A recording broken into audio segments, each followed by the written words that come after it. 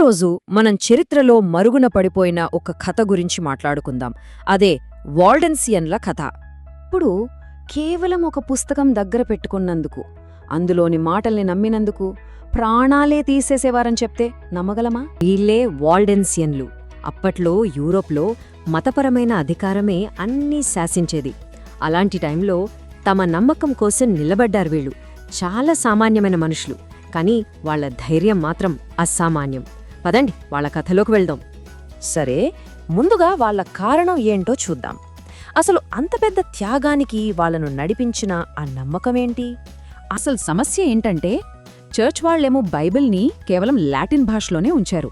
అది సామాన్య జనాలకి అస్సలు అర్థమయ్యేది కాదు. కానీ ఈ వాల్డెన్సియన్లేమన్నారంటే, దేవుడి మాట అందరికీ అర్థం కావాలి, ప్రతి ఒక్కరి స్వంత భాషలో ఉండాలి అని. చూసారా, ఈ చిన్న తేడానే వాళ్లని వ్యవస్థకి పెద్ద శత్రువులుగా మార్చేసింది.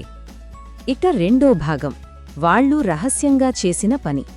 తమ నమ్మకాన్ని నిజం చేయటానికి ప్రాణాలకి తెగించి ఒక పని మొదలుపెట్టారు. తెలుసా, రాత్రిపూట కొవ్వొత్తుల వెలుగులో బైబిల్ని తమ భాషలోకి చేత్తో రాసేవాళ్లు. రాయడం ఒక ఎత్తైతే, రాసింది మొత్తం గుర్తుపెట్టుకునేవాళ్లు.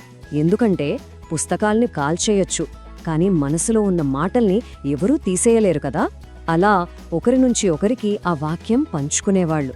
మొదలుపెట్టిన ఆ చిన్న నిప్పురవ్వే కొన్ని వందల ఏళ్ల తర్వాత రిఫర్మేషన్ అనే పెద్ద ఉద్యమానికి దారితీసింది. మార్టిన్ లూథర్ లాంటి వాళ్లకి వీళ్లే స్ఫూర్తి. బైబిల్ అందరి చేతుల్లోకి రావాలి అనే వాళ్ల కల కోసం వాళ్లు ప్రాణాలనే పునాదిగా వేశారు.